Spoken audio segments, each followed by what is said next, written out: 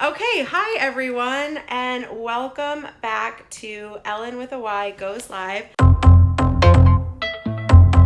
Thank you so much for joining me this week. I am really excited to be here. I feel so present and so intentional in this show. I have an incredible guest with me this week. Kelsey Woods is going to be joining me later on, and she is a fascinating person. And not only are we going to talk about a tarot reading that she did for me, so happy Halloween, everyone. Happy spooky season. We're also going to talk just about like her journey in the soul space. So I'm very excited. Yes, let's do it. Yay.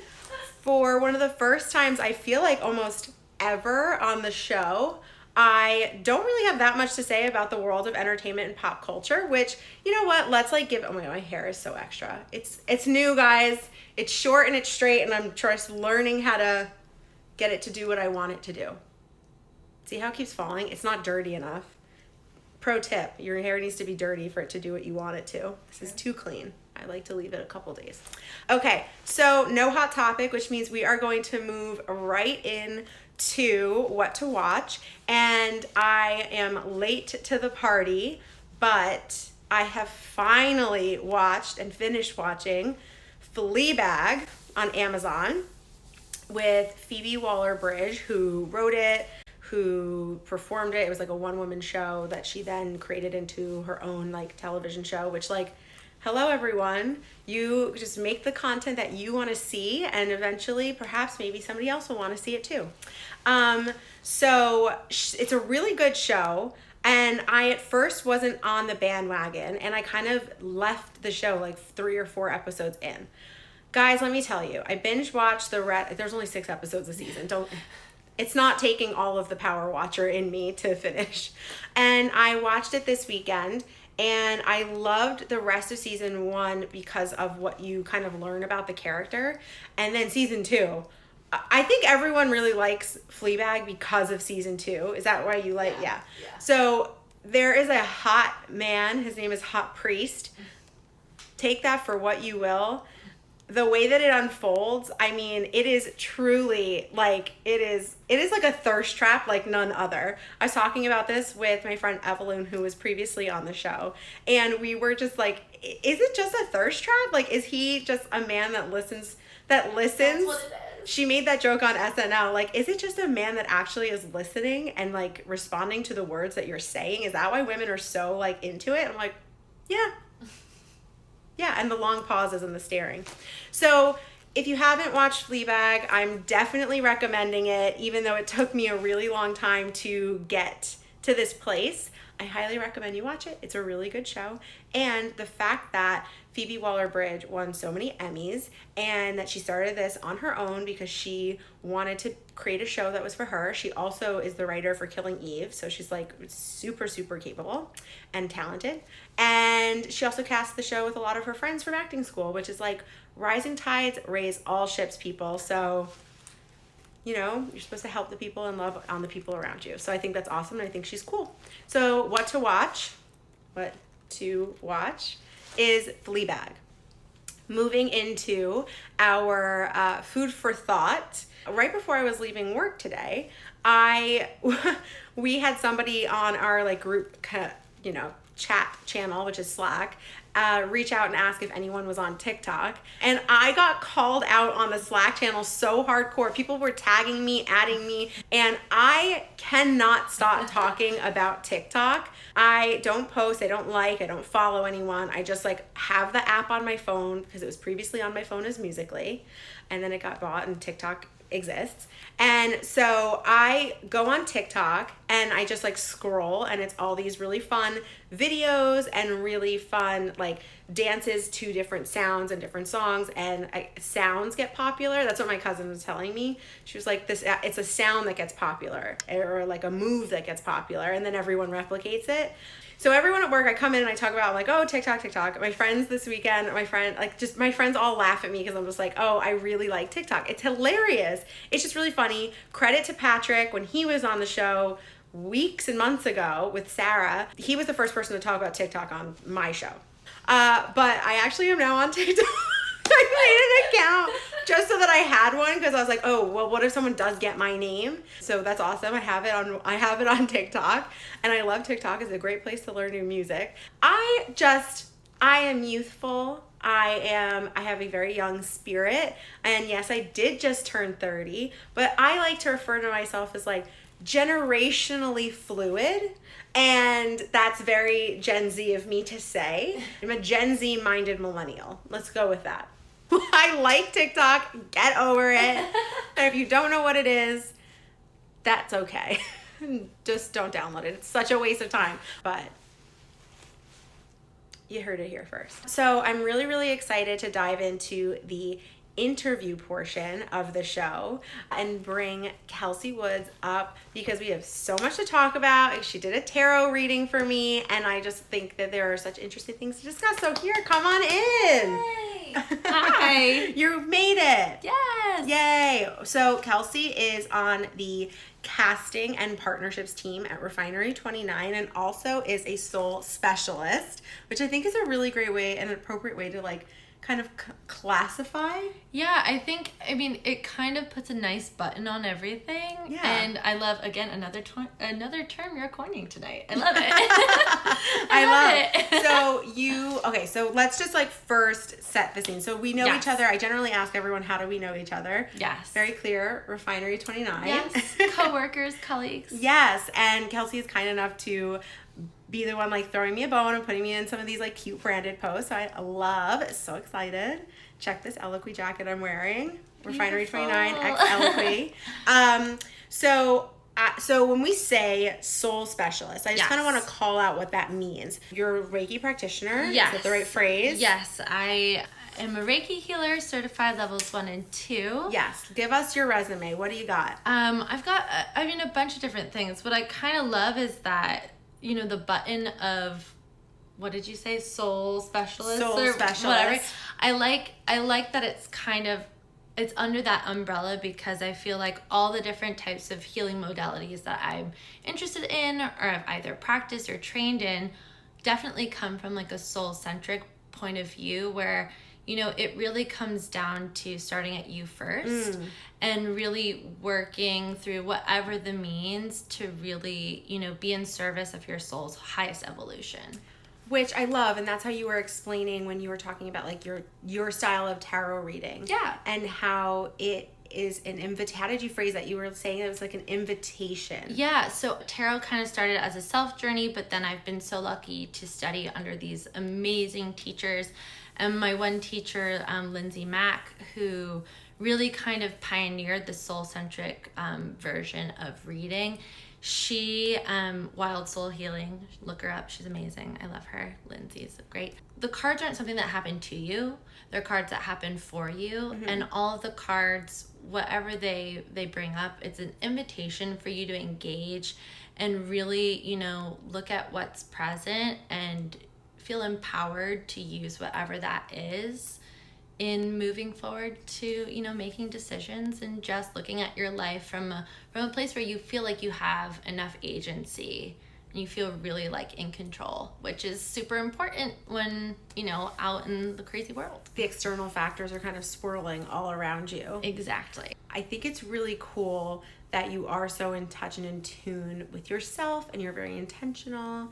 You are practicing yoga, and I just even felt like setting up the show such like a calming energy around you, so I like really appreciate it. Gosh, of course, anytime. We're all like going through a lot in our lives, and it's just like so calming to have just a really good energy in the apartment and on the show.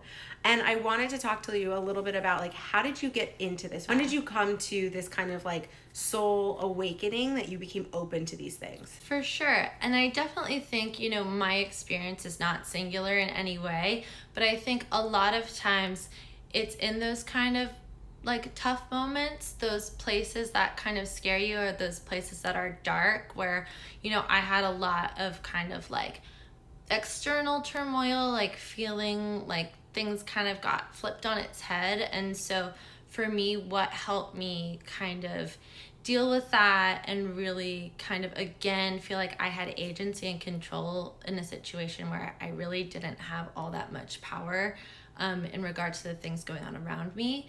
You know, kind of yoga and tarot kind of came to me in that time as like a perfect tool to be like, you know, it's less about divination or telling the future or that kind of a thing that most people kind of typically associate with tarot, but using it more as like a tool for self-discovery, self-actualization, and also, you know, kind of validation of my own experience, and being able to use the imagery in certain cards to articulate different things that I was feeling or maybe going through that were a little more complex than maybe I would have thought on the surface, or, you know, really was able to deal with at the time. Talking about the reading that you did for me, Yes. which really hit the nail on the head in a lot of ways, and I had never had a reading before like that. And one of the things that you gave me was it the Queen of Wands? Yes, you had, well, in the deck that I used, she was called the Mother of Wands, but sometimes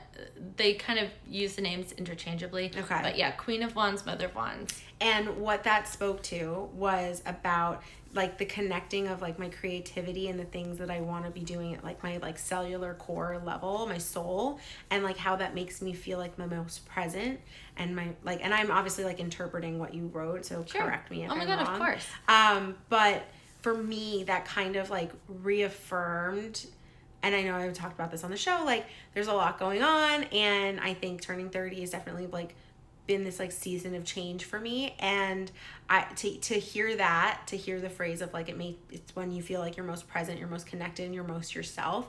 I literally said those words like on this show, that I feel like I'm living my most authentic and closest to my truth when I'm like giving life to this experience of the show. And like to hear that like said, and then like to go into it deeper with like the further explanation that you provided, I was just like, okay, hold on a second. It's like it really helped me have more vocabulary around what I was thinking and saying. It's super interesting too, because like, yeah, I mean, part of the whole exchange and the experience is, yes, I'm, you know, going to interpret and read the cards and, you know, relay that to you. But the biggest kind of thing that I always tell people when they're reading my reading reports is to pay attention to like what jumps out at you, because that also is super important to see like what specifically you connect to, because that will often point to a bunch of little answers as well. Naturally what you gravitate to. But I think what's really interesting about that, and you know, that kind of idea of soul work, that was a thread that kind of came out a lot through your reading, starting with the first card and the 10 of Pentacles, and just kind of that connection of like, you know, what that is, and you know, expressing that highest level of what you're doing, and how not only does that serve you, but it also lifts up everybody else around you. And that's like, and I mean, that's like literally my sign off every week, right? Is like, this is supposed to bring joy and laughter. And like sometimes I told you I was going to get emotional. That's fine. Everything's at the surface right now for me. But I just like, that always felt like that was what I was supposed to be doing as a kid. Like I really do want to just entertain and make people happy and smile, because I just feel like spreading laughter and joy, like when everything's just so tough and intense and life is hard, and like my family can attest that I'm definitely like the person that can kind of come and try to add some levity when it's needed. And that's just all I want to do, and I want to make people happy, and that just feels like authentic and the most me. Oh, everything is very at the surface for me right now. Yeah. I'm getting very emotional. But I mean that's kind of the most beautiful thing about it is, and like by you living that, it provides not only healing and validation to you, but to everybody else, which I mean is like, what a great gift. Like, what a great gift. Oh my gosh. So hi everyone, love you, thank you for watching. Oh my gosh. Deep, that's the thing, it always hits. It hits on the multiple levels, and like, it sneaks up on you. Yeah, it sneaks up on you. We've got a lot. Yeah, I was like, I need to read through the reading like a couple more times so that it really like lands with me. But I just want to say thank you to everyone that's watching. I appreciate you. It means a lot. Okay, wait, I have another question. So I think that sometimes people might be a little skeptical. Yes. And for someone who's just like dipping their toe, might be interested, or might be like, maybe have had like a negative experience. Like, what would you say to kind of like bring them back to the fold? Well, I think with anything, I feel like this is a good rule of thumb for pretty much anything. You are going to get out of it what you put into it. So really, if you're kind of coming into any of these types of experiences with any type of like closed-mindedness or just reservations or anything like that, you kind of need to manage that expectation that you're probably not going to get the most out of it. Okay. So that, I think, is a healthy thing to think about. But if you're just kind of trying to like dip your toe in, I think the greatest advice is to really come at it with an open heart and an open mind. At the very least, like, you'll feel validation either very strongly or very negatively that something did resonate with you or that it didn't. And that in and of itself is, it's a lesson. So you can take that and move forward and work with it. But I think the biggest thing is, do your research. There's like, I think with anything, but specifically when it comes into different types of healing modalities and spirituality, there's definitely different types of forms that kind of get diluted. And, I think research your source, know who these people are, like what their lineage is, what their training is, and like, legit for more or less of a good term. Like, you're not going to go to like a nail salon that has 2 stars on Yelp and like has like dirty tools. It's kind of like the same due diligence you would use for anything else. Exactly. Like, you're not going to go, like, don't go to the tarot card reader on the boardwalk necessarily. Don't go to a doctor whose office plants are dead. I feel like it's that kind of a thing. That's so funny.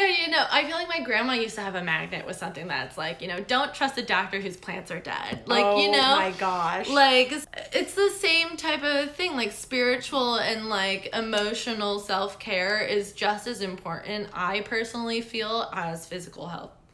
So, and mental health too. And they're all kind of, more or less entwined. But yeah, I mean. And you said, like, based on that topic, like, you said that you even, like, read for yourself on a daily. Yeah. I mean, for my own personal self-care, and like, you can attest, we work at a really busy place. Like, we are constantly in the flow of things. We live in New York. There's it's hectic. So much energy and so many people and experiences constantly that for me to feel like I'm operating at my best, I need to do a certain level of spiritual and emotional self-care. Yeah. And just keeping the slate clear, keeping an open conversation with myself and, my guides and everything, and just making sure I'm the best me I can be for when I interact with other people, and especially myself. Which is why you're such a calming force here here in the apartment. We were chit-chatting for like 2 or 3 hours, just like, you're just very open and very sharing. And I think that if you hear someone speak this way about the craft and about what they're spending their time on, you obviously know that it's someone who really cares, and you're in good hands when you're listening and hearing from them. We are having such a good time here together and having so much fun. Yes. And so I wanted to play a little game that brings levity to the whole thing. I love it. Yes. We haven't played this one in a while, so we're going to do Screw, Marry, Kill. Oh my gosh, yes. Okay. And we're going to do Screw, Marry, Kill, rock, paper, scissors. Okay. Wow. Okay. Wow, that's hard. Okay, I'd say let's kill the scissors. Dangerous. Let's get them out of there. I'd say we'd marry the rock because stability, and also I'm a Capricorn, so earth signs, rocks are good. There you go. And then we'll screw the paper. There we go. There you go. I like that. I never think of these before I give them to anyone, so I honestly don't have answers, but I like yours. I would definitely kill the scissors. Yeah. I would. That's hard, right? But they serve a purpose. They do. But they don't serve multiple purposes. No. Like, you can break a window with a rock. You can hold paper down with a rock. Yeah, you could build stuff. More. Yeah, you can do more. You can build stuff. You can fashion it into something. Okay, so I would marry a rock. Yep. I would kill the scissors because it just feels like it's like Icarus. Like, you could be flying too close to the sun. 100%. You know what I mean? You fly too close to 100%. the scissors, and like, you can get hurt. Yes. So then with paper, I think Paper can also take a lot of different forms, which would be fun. Money. Yeah, you can do a lot with paper. Confetti. So screw paper. Yeah. Yeah, that was an easy one. That was really good. I love that. We're on the same wavelength. Yeah, we're aligned here. We're aligned. Okay, wait, we've got one more. Okay. So everyone can comment along as well. Screw, marry, kill. Sun, moon, stars. Oh.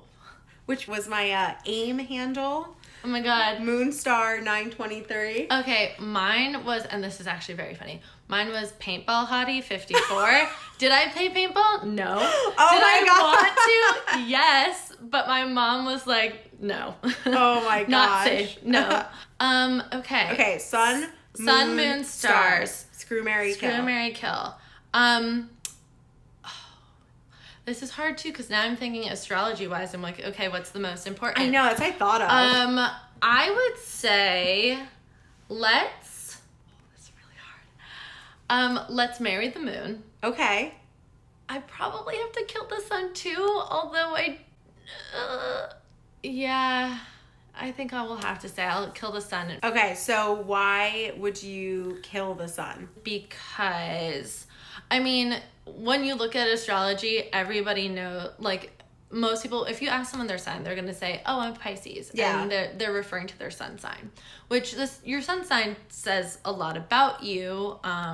But in terms of like what the other planets say about you, I feel like the moon is much more interesting in terms of like, if your sun is like the surface level, the moon is like your inner life, your inner self, and that's super interesting.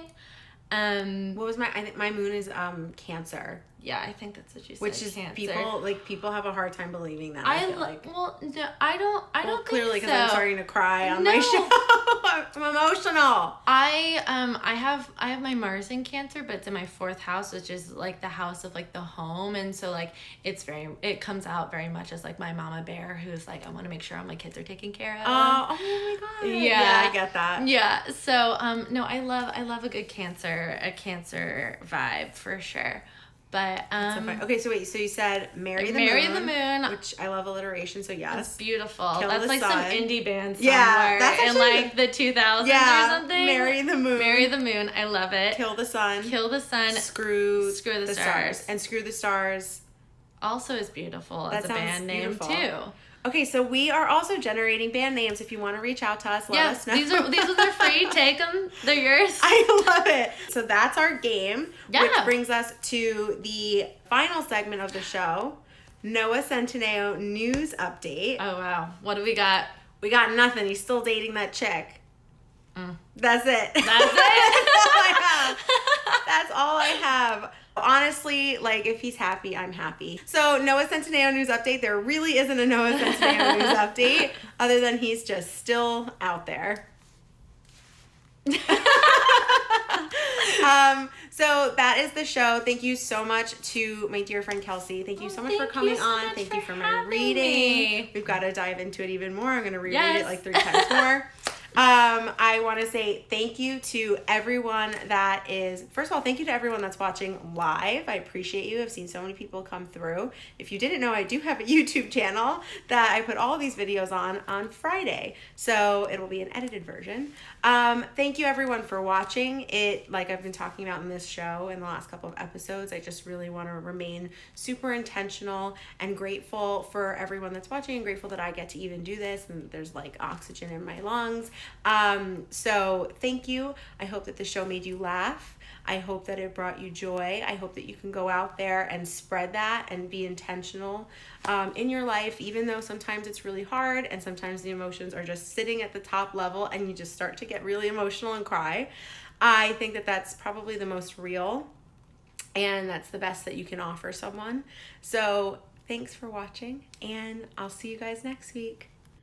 Hi everyone, thanks for watching. To subscribe to my channel, click here, and to watch more videos, click here. Be sure to like, comment, and hit the bell so you get notified every time I upload a video.